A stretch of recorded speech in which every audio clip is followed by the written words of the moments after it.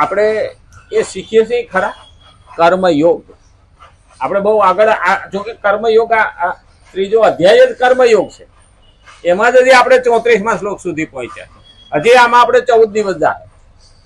આ શ્લોક જ એટલો મહત્વનો, કારણ કે આને એકદમ મૂકીને વયા જાય તો સાંભળવા વાળા જાણતા નથી, પણ વાંચવા વાળો જાણે છે કે સમજાવ્યા વિના નીકળી જાઉં તો ગુનેગાર ભગવાનનો થાવ. કારણ કે બધાય તો તત્વજ્ઞાન હરખું સમજી શકવાના નથી. અને જે સમજે છે એને ફરી વખત રિપીટ થશે, જે નથી સમજતા એને સમજવાનો મોકો મળશે, અને જે નવા છે એને ભગવત ગીતાના જ્ઞાનમાં રસ પડશે. જોકે નવા હોય ને એને 3 મહિના સુધી તો રસ નહીં પડે.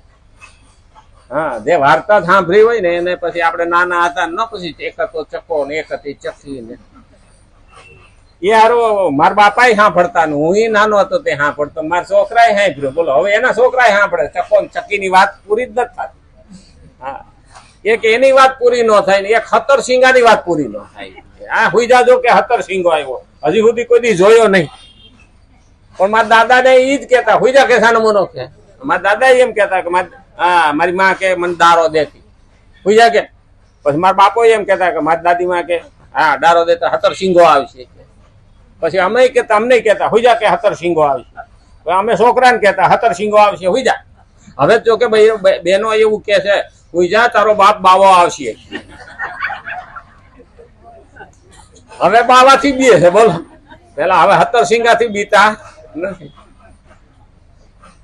હવે બાવો કહીએ ખરેખર બાવાથી બીવડાવીએ એ ધર્મથી આગો થઈ ગયો. નાનેથી જ એને સંસ્કારો એવા જ આવે કે બાવા પાસે જવાય નહીં. પણ કાલ નેમી બાવાથી દૂર રહેવું.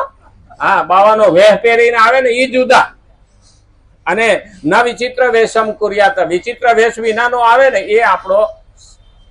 જોકે શ્રીનાથજી બાવા પણ કહેવાય, એ મોટામાં મોટો શ્રીનાથજી બાવા કહે.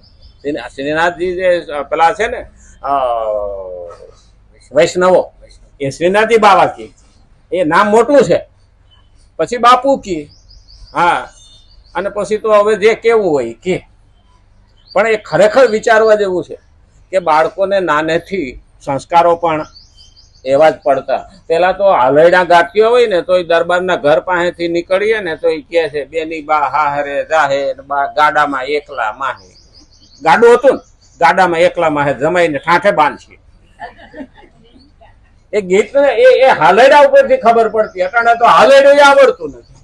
હા, હાલૈડું કેમ ઘોડિયું જ ઓટોમેટિક લાયા છે, બટન દબાવી દે એટલે હાયલા કરે. ના પાસે બેહીન માં એને ઉડાવતી પણ નથી.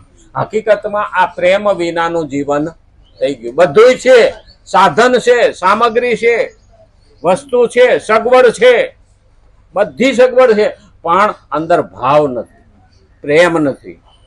અને એટલે જ બાળકને પણ, નહીતર પેલા એના હાથની થાપલી આપીને જયારે ઘોડીઓ હાલતો હોય ને તો બાળકને અંદરથી આશ્વાસન રહે કે મને મારી માં થાપડી થાપડીને હુવડાવે છે. અને ઘોડિયામાં બાળક રડતું હોય ને આમ થાપલી પડે ને તો એને ખબર પડી જાય કે હવે મારી પાસે કોક આવ્યું છે. અને એ બાળકમાં પ્રેમ, આપણે મોટા થયા ને એટલે મા બાપ તરફ પ્રેમ હતો. અને હવે અટાણના તો નાનેથી જ કાં ઘોડિયા ઘરમાં મેલી આવે, હા, પછી નર્સરીમાં મેલી આવે, પછી નિહારમાં મેલી આવે, અને પછી પેલા હાઈસ્કૂલમાં મેલી આવે, પછી કોલેજમાં મેલી આવે, પછી મા બાપને ઘરડા ઘરમાં મેલી આવે મોટો થાય. કારણ જ્યાં સુધી ઘરડા ઘર બંધ કરવું હોય ને તો ઘોડિયા ઘર બંધ કરવું. પેલા તો માયું 3-3 વર્ષના ઢાંઢા થાય ને ત્યાં સુધી એને ધવડાવતું. એ જે પ્રેમ, અંતર આત્માનો પ્રેમ છે માં હારે, એનો બંધાતો. આજે જન્મે ત્યાંથી બાટલી ઉઠે, અને પછી મોટો થાય ત્યાં બાટલી ઉઠે, અને બુઢો થાય ત્યાં બાટલી ઉઠે. વૈસલી બાટલી નડે, એ બાટલી પીવાની.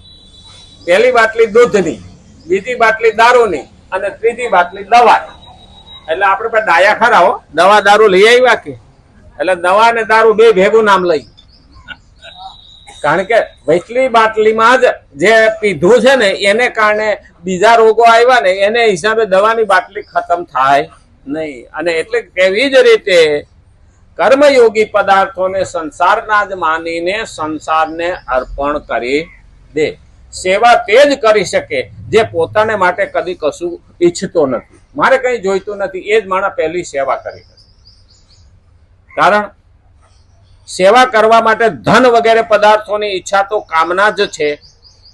સેવા કરવાની ઈચ્છા પણ કામના જ છે. કેમ કે સેવાની ઈચ્છા હોવાથી જ ધન વગેરે પદાર્થોની કામના થાય. સેવા કરવાની ઈચ્છા હોય ને તો ધનની કે કામના થાય. એટલા માટે અવસર પ્રાપ્ત થાય અને યોગ્યતા હોય તો સેવા કરવી જોઈએ, પરંતુ સેવાની કામના કરવી જોઈએ નહીં. એ પાછું એમ કેમ કે સેવાની કામના કરવી જોઈએ નહીં. અરે સેવાની અંદરથી ભાવના થાય. આપણે ઘણી વખત છે ને ભગવાનની બહુ સેવા પાછળ લાગી જાય, સમાજની સેવા પાછળ લાગી જાય, પણ જ્યારે ભગવાન પાસે માગીએ પ્રભુ તારું બહુ કામ કરવું છે, તારી સેવા કરવી છે, તારા બનાવેલાની સેવા કરવી છે, તું એટલી સગવડ મને કરી આપ.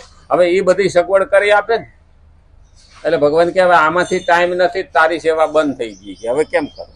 બસ નડે અહીંયા. ભગવાન પાસે પેલા માગીએ છીએ, ભગવાન આપે છે ત્યાં સુધી હારા હતા, આપે ને ત્યાં સુધી હારા હતા, અને પછી આપણામાં એવું આવે ને કે એને હાંસવવાનું ને એને વધારવાનું ને એને ભેગું કરવાનું ને એને બીજાના માટે વાપરવા કરતા મારા માટે વાપરવાનું વસાવવાનું, આમાં પડી ગયા એટલે જિંદગી પૂરી. પછી ભગવાનનું કામ રહી ગયું. એટલે કીધું ભાવથી કરેલી ભક્તિ બંધ થતી નથી, ભોગથી કરેલી ભક્તિ બંધ થઈ જાય છે, અને ભયથી કરેલી ભક્તિ બંધ થઈ જાય છે.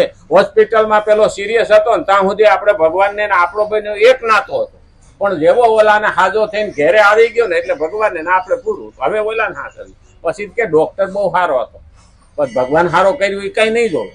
ત્યાં સુધી તો ભગવાન પાસે જ હતા. પછી એવું કે ડોક્ટર બહુ સારો, એટલે એને જ આપો, પણ પેલો જ ઉપરવાળાને તો આપો, કારણ કે એને આપણી ઉપર કૃપા કરી, રસ્તો બતાવ્યો અને આપણા માટે એની મદદ કરી. હાડકાં આપણે ભાંગીએ, ડોક્ટર ભેગા કરીને પ્લાસ્ટર મારે અને સોટાડવાનું કામ ઉપરવાળો કરે તો કે ડોક્ટર પ્લાસ્ટર કર્યું ને એટલે સોટી ગયું. એટલે અંદર ક્યાં સોટાડવાઈ ગયો? એ ભગવાન જ સોટાડે.